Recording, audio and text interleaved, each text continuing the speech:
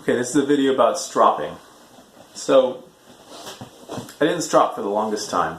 And then when I did strop, I was just using the same wooden block that I was sharpening, and you can see the stains on it. I was just using automotive polish on this bit of pine or fir or whatever it is, and using that as the bare wood with the polish. And that had some effect, but it was messy. Then I decided to try making my own strop, but I didn't do enough research, and I ended up using a bit of suede from a leather jacket, and it was too squishy. And I also didn't know what to buy in terms of honing compound. It seemed like there were lots of different ones. It wasn't at all clear what grit they corresponded with, what you should use, if they were different even. And so I ended up making this huge strop out of a chunk of ash with the leather glued on. And the problem was the leather was a little too squishy, and the glue I didn't scrape it so that it was a thin, fine layer, and so it was lumpy. And then I scribbled on the stropping compound.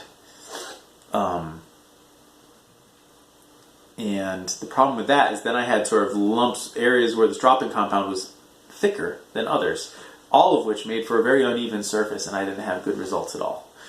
So the deal with strops is you want them to be as hard as possible, and you can achieve that in two ways. The way that Tom Scandian, or Spoon Carving with Tom, does it is with kangaroo leather, which is very thin, backed by a tropical hardwood, which is very hard, and he mills it so it's perfectly smooth, and it's very stable because it's so hard.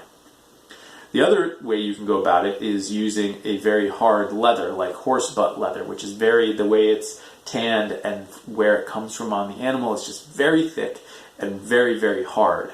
And so that has the same effect of creating a flat, stable surface for the knife to run on. Because the problem is that when you're pulling your knife across your strop, if it's squishy, then the strop flexes around the edge of your knife, and because your knife sort of pushes down into it, and then it ends up dulling the edge of your knife by rounding over the edge just slightly. So you want it to be hard so that your knife goes along it, but there's none of this going on. I just heard from a woman who came for a lesson. She asked if she could use kid leather, and she actually showed me some kid leather, and it seemed like kid leather was really thin. Not quite as thin as the kangaroo leather, but it seemed thin and like it would work. It had, you can see that there's on this is very little sort of the modeling that you get with the smooth side of leather. In some leathers there's quite a lot of modeling, so you also want that as well. There's two sides to this. This is I call it a long strop. I had Tom make it special for me. And he's not taking orders right now, but I think in a month he's going to start taking orders, and this is not something he usually does, but you can certainly ask for it. So, there's two sides. There's the suede side, which is what gets the compound, and then there's the smooth leather side. So, if I was going to make just one, I'd go for suede and have the compound, because that is the equivalent of a slightly lower grit. It's still extremely high, but it's less high than the smooth leather. But having both really does make a difference. And so if you had enough leather, or if you were going to buy something from Tom, having both makes a big difference. The other thing I like about this is that it's double-sided. Most of Tom's strops are designed to be used on a table, so they have non-skid on one side and either smooth or suede on the other side. I like to work everything in hand, as I've described, because it allows me to focus on the contact of the bevel and the abrasive surface, and that's all that really matters. And as soon as I lock it down on a table, there's only one way that I can do it that's correct, and every other way is slightly wrong. Whereas with this, I can be using this, and you can see I actually adjust the angle even as I do it, but what I'm paying attention to is the angle, is the connection of the bevel with the surface. So I like having everything in hand, and I also like having both strops in one go. So when you use a strop, no matter what type it is, you want to have the edge trailing. Unlike my sharpening system, where you go into the edge, with strops you always go away from the edge, and that way you don't run the risk of cutting the leather by over-rotating onto it. The other important thing about strops is that you have some sort of covering for them. Tom strops come with this really nice, I don't even know what this is, sort of foam, rubber mat, non-skid foam case. But if you're making your own, make sure you at least wrap it up in a t-shirt. And if it's double-sided like this, you got to make sure that compound from this side doesn't get smushed up against the leather on this side. You want this to be clean and free from any compound, your leather one. So don't toss your strops into your toolbox and have everything rattling around together. You're going to end up damaging your strops because you're going to get grit from the outside world on the leather of the strop, and then it's going to get pressed in by the knife edge.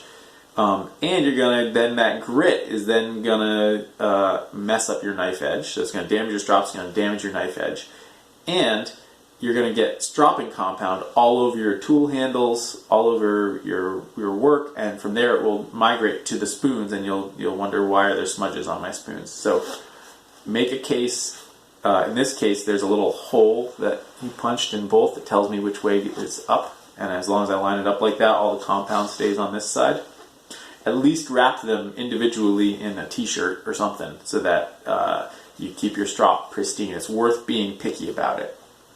So with stropping, I've been experimenting with how often I strop, but I think the pattern that works the best for me is just to strop before each spoon, and then I don't strop in between unless I'm not getting the results that I want, in which case I might stop and strop.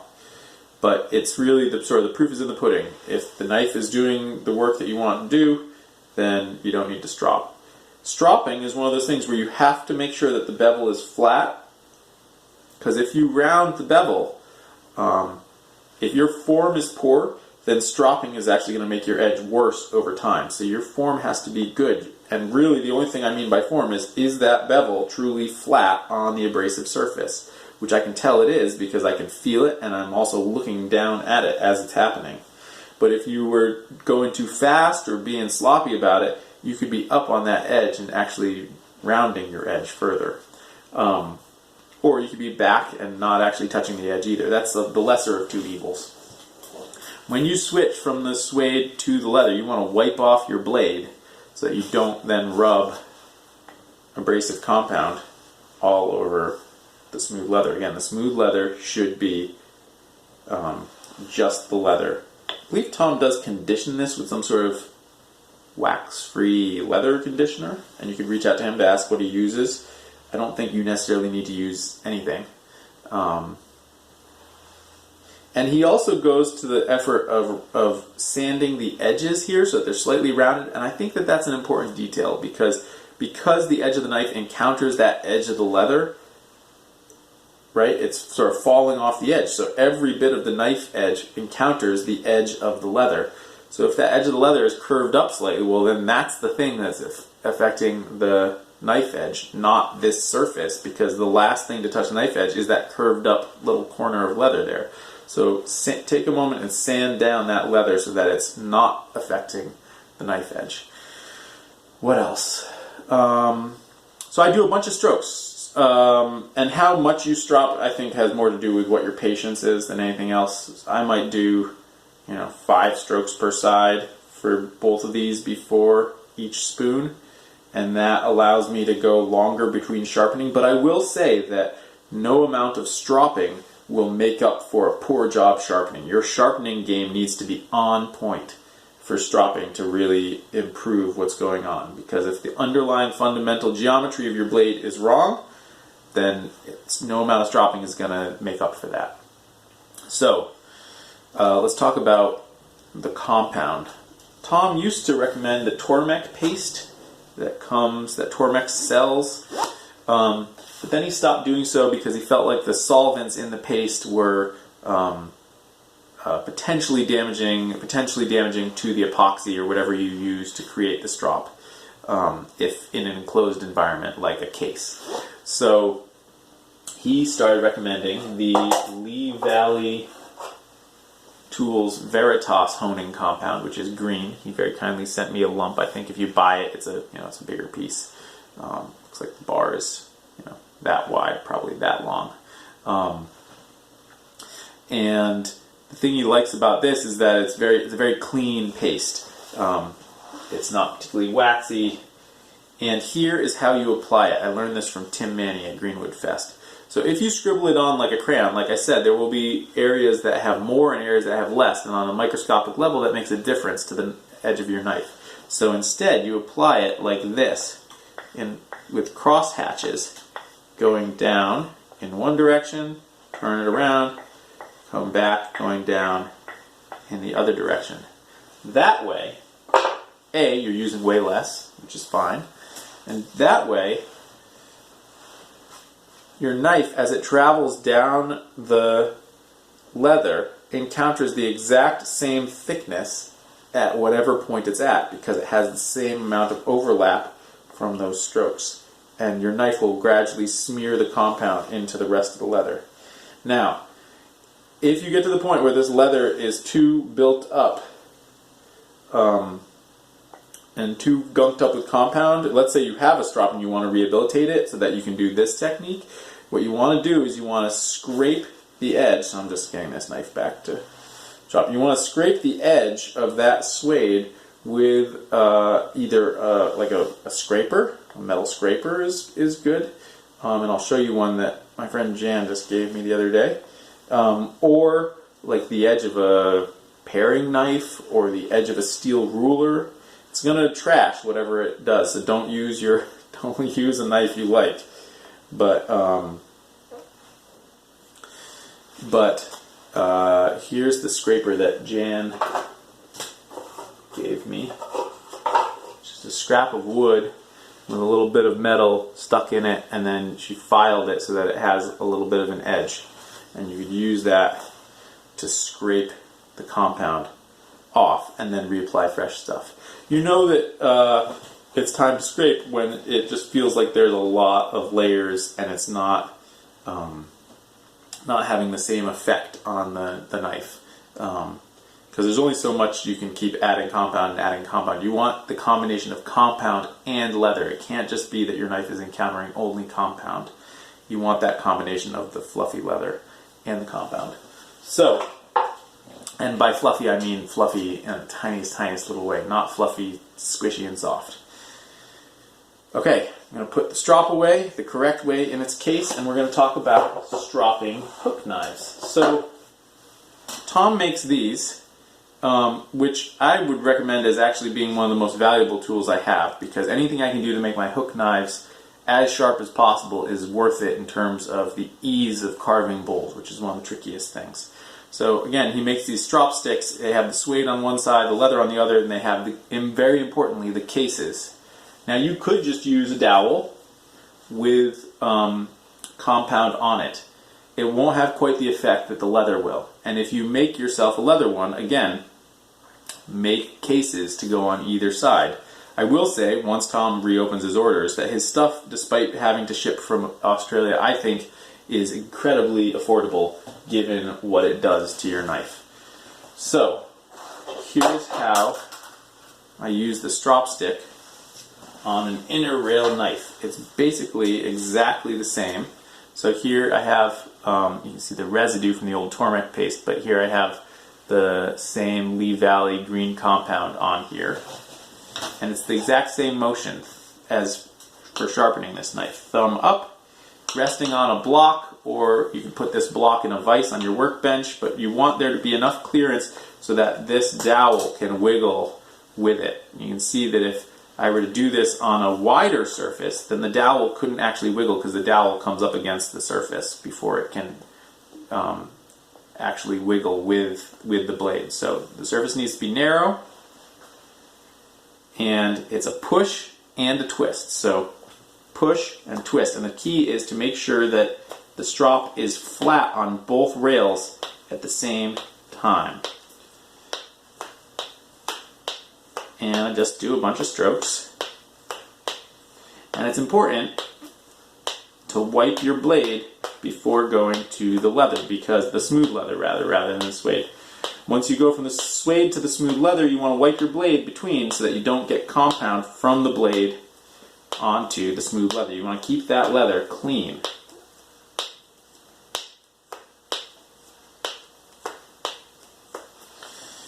Okay, there's that one. Now I'm going to take a rag, I'm going to wipe down my blade. I'm going to wipe down the surface here as well. And now, just making a total mess. Now I'm going to use the smooth leather. Now I will say, I don't know of a great alternative. I mean, I guess I mentioned kid leather, but this smooth kangaroo leather has some silica content in it, and it has almost like a bit of a drag as you go through, and I think it's really special stuff. I don't know, I guess kid leather you could make something like this, but the ability to take a really thin piece of leather like this and use it to strop the inner edge of one of these rail knives is really a special thing.